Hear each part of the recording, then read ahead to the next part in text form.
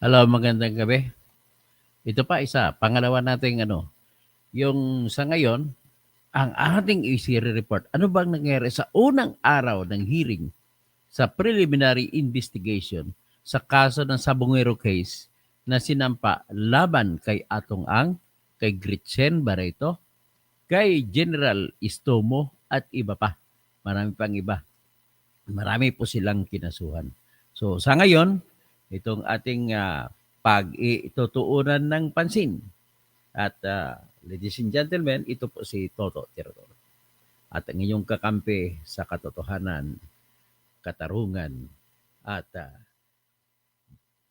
pakikipaglaban para sa batas. Kasi tanging pakipaglaban sa batas, tanging pagbibigay ng lakas sa batas na susundin ng dapat ang lahat ang tanging paraan para pumantay man lamang ang laban ng mga mahihirap at mga maliliit laban sa mga mayayaman at malalaki. Ito po ang ating pag-usapan sa ngayon. Sa ngayon, ito ipipresenta ko yung balita kanina ng Billionaire News Channel at ako'y nagpag-iisip sa kanila ni Ray Marfil, payagan niyo ako na magbalita nito. Gagamitin ko po yung inyong tinatawag na video balita. Kaibigan ko po kasi yung isa sa may-ari o leader ng Billionaire News Channel.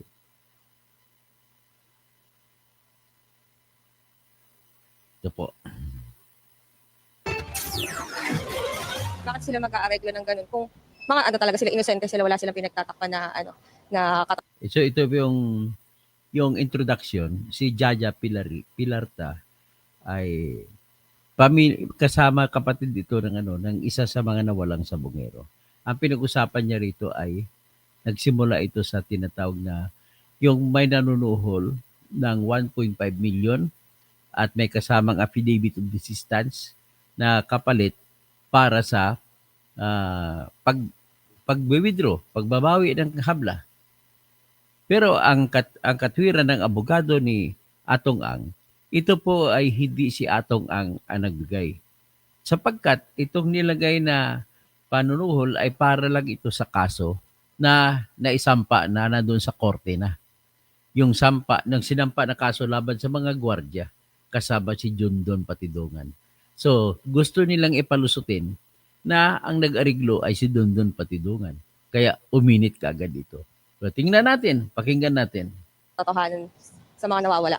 Ito ang buwelta ni Jaja Pilarta, partner ng nawawalang sabongero na si John Claude Inonog, matapos umano siyang suhulan ng 1.5 million pesos. Kapalit ng kanyang katahimikan, ilang araw lang ang nakalilipas. Ngayong araw kasi, opisyal nang humarap sa Department of Justice ang ilang mga akusado at complainants sa missing sabongeros case. Sa pagsisimula ng preliminary investigation, present ang socialite and celebrity na si Gretchen Barreto at si retired Police Lieutenant General Jonel Estormo na unang inakusahan ng whistleblower na si Julie Dondon Patidongan bilang mga miyembro ng Alpha Group o yung grupo na siya umanong nagpatupad ng sistema ng pagpapadukot at pagpatay sa mga sabongerong nahuhuling ng daraya. Nagsumite na ng kanyang counter affidavit ang kampo ni Barreto at naniniwala raw silang magiging patas ang daloy ng investigasyon. Samantala, tanging abogado lang ng itinuturong mastermind na si billionaire gambling boss Charlie Atong Ang present. Ayon kay Atty. Gabriel Si Atty. Villarreal, tanging abogado lang. Si Atong Ang hindi napakita. Bakit kaya Atong?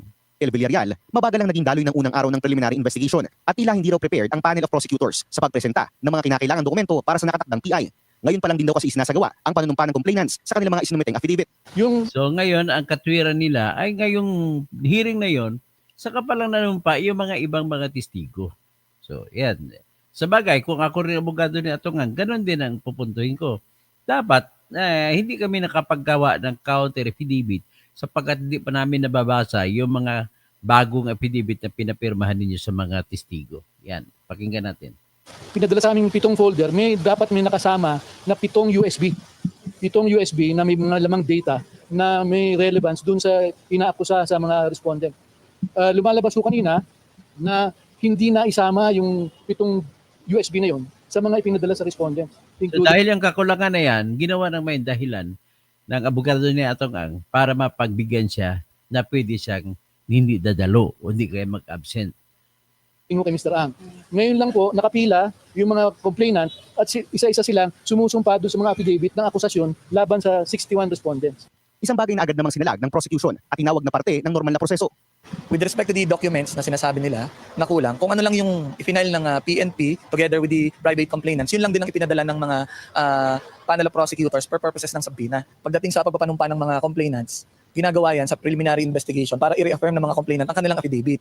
May buwelta rin si Attorney Villarreal sa mga akusasyon na posibleng galing sa kanyang kliyente ang ipinangsuhol umano kay Pilarta na 1.5 million pesos. Nung nakita ko kung sino yung nagrereklamo na sinusuhulan, nakita ko ay isang Pilarta.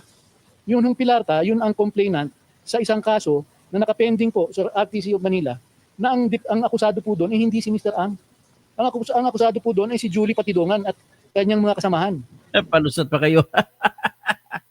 Hindi mo sinasabi sa mga nagtatanong sa iyo, Attorney Villarreal, na yung hearing ngayon dyan sa DOJ, patungkol yan sa tinatawag na preliminary investigation, ay kasama din yan sa unang kaso. Nandyan sinasabi mo na sa RTC. Bakit po? Pag matapos po ang investigasyon ng prosecutor o ng fiscal o ng state prosecutors, ay magdedesisyon sila, mag-file sila ng motion sa korte kung saan nauna ang mga gwardiya ay kinasuhan ng tinatawag na motion to amend the information para isang kaso na lang. Or pwede rin na magsampa sila ng bagong criminal case number. At doon kagad yan automatic na ira-raffle yan doon sa korte kung saan ang nakabinbin ang naunang mga kaso laban sa 6 na gwardiya na kasama dyan si Dundon Patidongan na kinasuhan. Patuloy. Kaya nagtataka ako na nung ibanggit sa news na ito daw ay ibinibintang kay Mr. Ang. Sa totoo lang, ang kaso na yon ay kung sino man ang may motibo na mag-areglo ng kaso yun dapat ay yung mga akusado. Matatanda ang sinabi ng CIDG kahapon na kasama sa mga na-recover sa mga inarestong suspect ay ang isang recantation statement na sinasabing binabawi na ni Pilarta ang kanyang statement laban sa mahigit 6 na pong akusado at pinilit lang daw siya ni Patidongan na sabihin ng mga ito. Ang mga nanuhol, kamag-anak din mismo ng isang nawawalang sabongero na ayon sa DOJ, posibleng naareglo na ng umano'y mga suspect. Depensa naman ng kampo ni Patidongan, isa lamang umano itong attempt para i-discredit ang umano'y pinakakritikal na whistleblower sa pagkawala ng mahigit 30 sabongero. Scheduled ang next setting ng PI para sa darating na September 29 at October 13. Sa mga araw na ito, inaasahan ng pagsusumite ng additional pieces of evidence ng prosecution at ang pagpapasa naman ng counter affidavits ng iba pang akusado. Nahaharap ang mga suspect sa patong-patong na kaso ng murder, kidnapping and serious illegal detention, obstruction of justice, direct bribery at marami pang iba. Para sa agenda, Joash Malimban, Billionaire News Channel. Okay. So yan ang yan ang balita. Iniimbestigahan ng NAPOLCOM ang mga pulis na nahuli So yan ang balita kanina sa hearing ni Atong Ang. So magbabati lang ako. So Dang Diaz, good evening po, Attorney Engineer Toto Kausing, watching from Bicol. O maray na banggi sa mga Bicolano. Lorilito Borja pala. God bless po. Si Maria, good morning po sir. Ang sabong ni Kaso sila na papas na drama lang yon, tabunan na ng flood control. Tapos, anyway, magbubuhay pa rin yan. Ito na. Okay? So magandang gabi po sa lahat. At babalik tayo, may flood control ako na istorya pa habol. Pabalik.